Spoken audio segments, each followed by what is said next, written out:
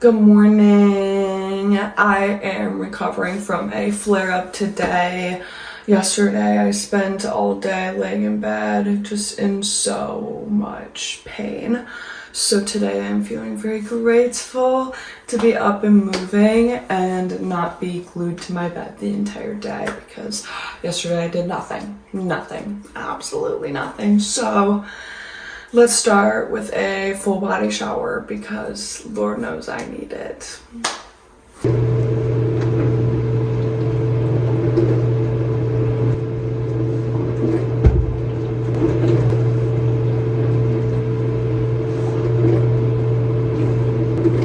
Okay, we are all showered. Taking a shower after a flare-up when you've been stuck in bed for a couple days is one of the best feelings ever. It's really exhausting and it's hard to do, but truly it feels so nice. I have to leave here in an hour, actually probably less than an hour because I need to stop for gas, but I have my post-op appointment.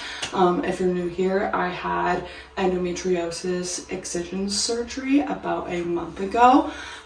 So I'm going in today, post up, get everything looked at, and then I'll get to see the pictures as well, which I'm a little nervous for.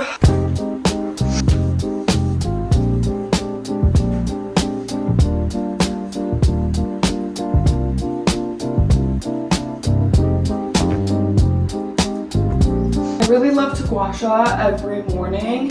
I tend to hold a lot of water in my face, and when I don't gua sha, for some reason my right side of my face gets really swollen and puffy. Truly the inflammation with endo is everywhere. Holy fuck. Now for my hair, I'm gonna put it to 10 and then I'm gonna French braid my hair and let it fully dry in the braids and then take them out so my hair will be nice and wavy.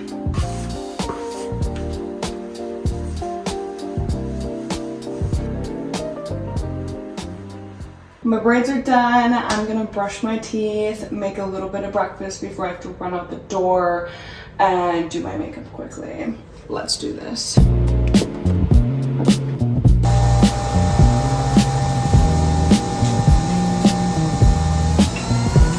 Because of my lack of time, I had to keep breakfast pretty simple today. I'm just trying to get some food in my system so I can take my supplements.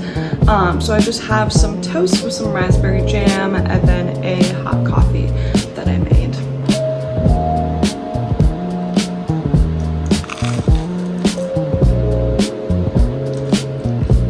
I'm gonna have to put this in a to-go cup because I'm running so late right now, but let's take my supplements really quick and I'll run you guys through these. Here I have fish oil, rhodiola, and vitamin D3.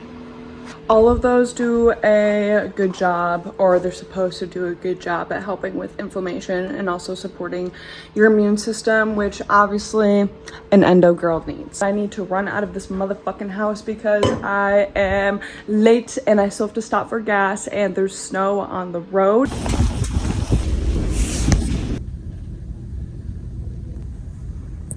My hair did not want to stay because it was still wet when I took the braids out.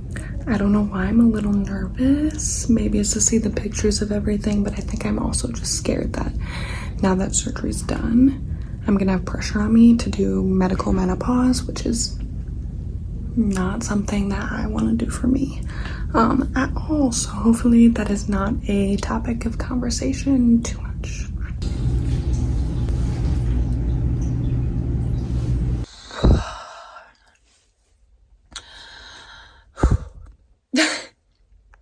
Okay, I am out of my appointment. It went good. I saw the pictures from my surgery. And I don't know why, but like it just made me so sad. Seeing what it's looking like on like the inside and everything that got cut out is just crazy. But then also knowing that there's no care. And that my body's just gonna keep doing this. And my only options are medical menopause. Crazy. It's so heartbreaking. And I feel like with this disease, it's just a constant cycle of grief and sadness and being heartbroken about your own body and something that like you can't do anything about. You can try so hard to do everything right. Everything right. An anti-inflammatory diet, supplements, exercise, everything, but it doesn't matter. Nobody asked for this. I think like for me, just not knowing what exactly my future is gonna look like is really hard. Not knowing if I'm ever gonna find any relief once I'm all healed 6 months from now. I'm still dealing with a lot of the terrible symptoms that I was praying and hoping would actually like be taken care of through surgery. A lot of wishful thinking, but we'll see. I think I'm gonna try to just get a little something to make myself feel a little bit better. And then I have to run to the grocery store to pick up a few things for dinner tonight. I just got back from the grocery store, so I'm gonna show you guys everything I got to make dinner tonight. First things first, we got our veggies. I got asparagus and green beans. I'm gonna do some baked potatoes with the veggies. So I got potatoes, of course, and then some green onion, and then everything else that we need I already have. And for our main course, I got some steaks. I've never cooked steak in my entire life. My little sister, aka my brother's girlfriend, is gonna come spend the night with me, so we're gonna cook these together and we'll figure it out, I'm sure, but I'm really excited. It should be really yummy. I'm not even supposed to be picking him up right now because he's so heavy and that exceeds my weight limit restrictions. Hi baby. Hello. I missed you guys. Mwah. Mwah. Okay. Honestly, I'm feeling exhausted and in a little bit of pain. Definitely doesn't take much to like burn all of the energy and the momentum out for the day. So I'm gonna take a little bit of a rest in a little bit here, but first I'm gonna unload the dishes and clean up the kitchen and take out the recycling real quick.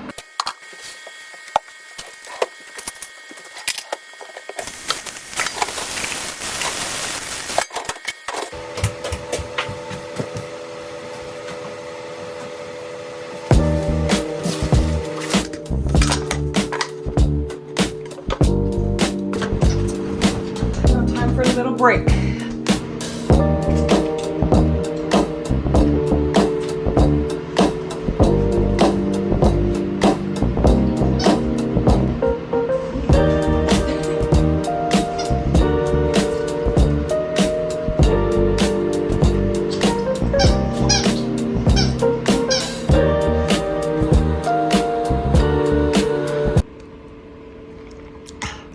Definitely feeling a bit emotional today, but I think I'm just processing and grieving everything with my endo and trying to heal. It's just a lot. It really takes a toll, and it kind of feels like a roller coaster in so many different ways. When you have so many ups and downs, it's like whiplash emotionally, and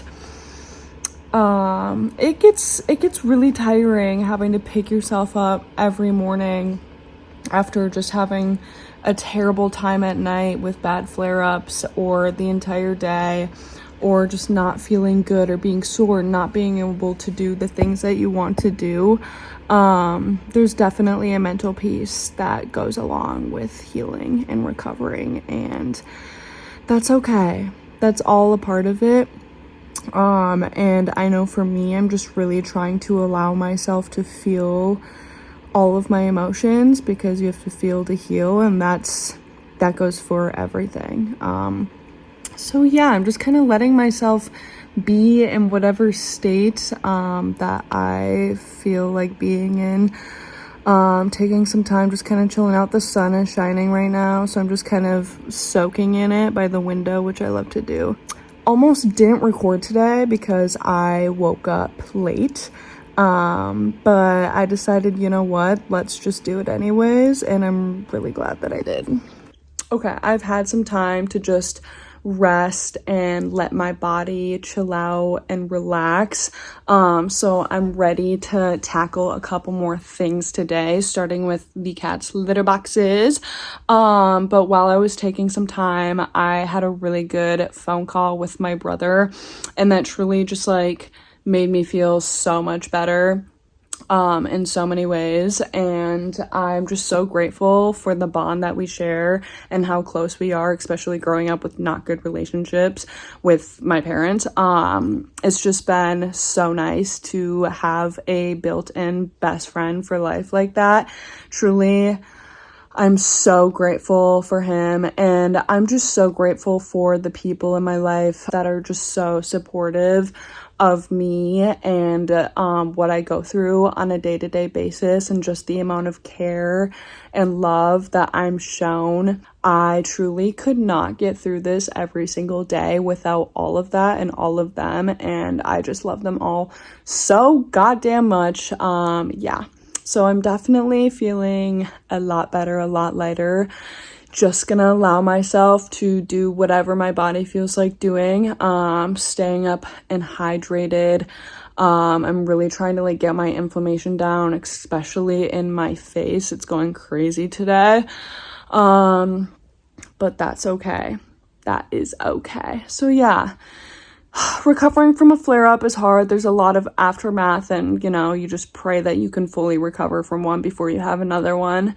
And that's all you can do, is just give your body and your mind consistent support and love and grace, and you know, continue to live your life the best you possibly can. Okay, I just finished doing the kitty litter.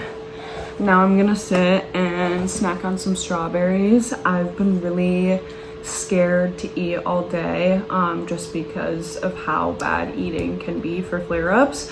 For me, it's literally with anything. And although I'm scared, I obviously need to eat. I'm gonna consume more food than just this in a little bit, but for now, I'm just gonna start with some strawberries. But I wanted to talk a little bit more about grief with endometriosis. I think grief with endometriosis is so hard because you're constantly grieving. For me personally, I'm grieving anytime I'm hurting, or anytime I can't do the things that I want to do, or anytime I'm not enjoying living my life. It's just a constant state of grief, sometimes it feels like. One thing that I've heard a lot with endometriosis, since I've started really struggling with it, is that people say to me, I don't understand how you can be so happy and show up every day with such a good attitude, a kind heart, and just be such a genuine person and a good person. And I think that that's something like I don't give myself enough credit for, because I do try so hard each and every day to just show up how I want to show up, but it's really hard sometimes. And don't get me wrong, while I'm capable and resilient to show up for the things that I need to show up for and be the person I want to be, that doesn't mean there isn't days where I don't feel like the complete opposite, because obviously there's nothing you'd rather do than be yourself, the version of you that feels good, the version of you that looks good, the version of you that's just good.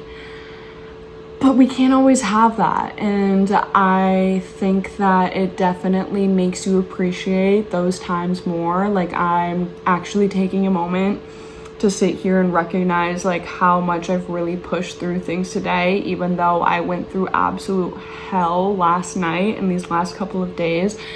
Here I am, you know, and I think that the most important person to give you the acknowledgement and the appreciation and the love that you deserve is yourself. but yet sometimes for me, that's the hardest thing to do. Don't forget to be proud of yourself. Tell yourself, I'm so proud of you, because you deserve to hear it from yourself too. And also, like, the fact that we go through what we go through on a day-to-day basis with endometriosis and still have a will and a desire to live, like, that's hard. That's hard. It's not easy to do that. I am definitely still learning how to navigate this part of my endometriosis. Okay, my body did pretty good after the fruit that I ate, which has actually not been, I want a smaller bowl than this, which has not been the case the last couple of days because it's been a really big trigger with my flare-ups. It just makes it so much worse for whatever reason. Make it make sense.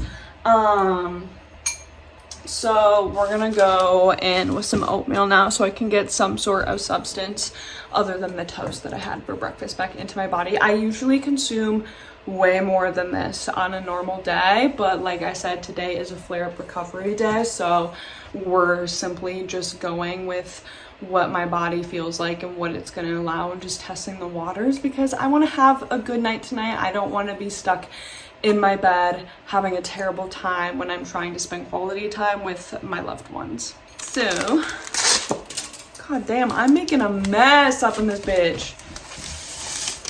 My doggy is on duty though. Yeah. You get it, boy. You get it. And then I'm gonna grab milk because I prefer milk instead of water with my oatmeal. I actually had this for dinner last night too because it was the only thing I could make that would get me some sort of nutrients but didn't require a lot of work since I was immobile. So, blah, blah, blah, blah. Ooh, that might have been too much milk, but that's okay. I love that throughout this day you can see my personality coming back and my spirits lightening up. And that was the goal for today. That's what this whole video is about. Just recovering, recouping, restarting, resetting.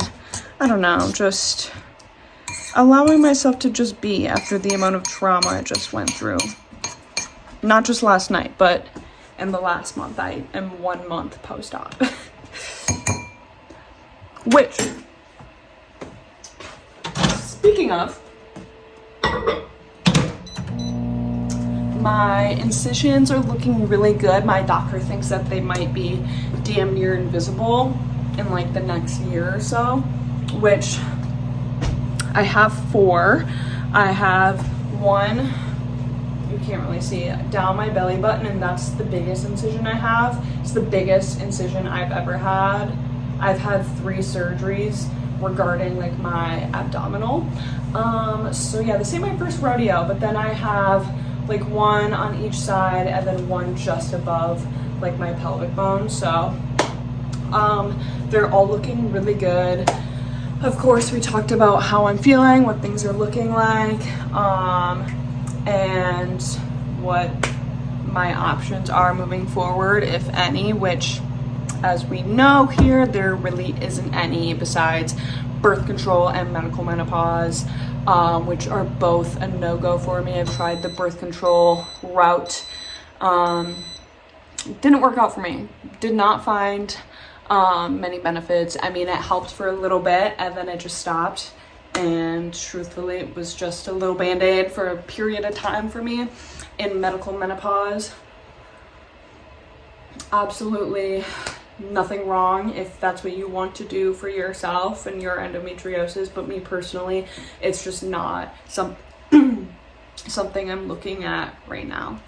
But yeah, I also discussed pelvic floor therapy. Personally, never been. I've been referred to it many times, but I have never personally gone that route. And for some reason, it just really scares me. I don't know. I'm sure people have had great experiences and have gained things from pelvic floor therapy. I think that right now, I'm just like not ready for that. Maybe one day I will be.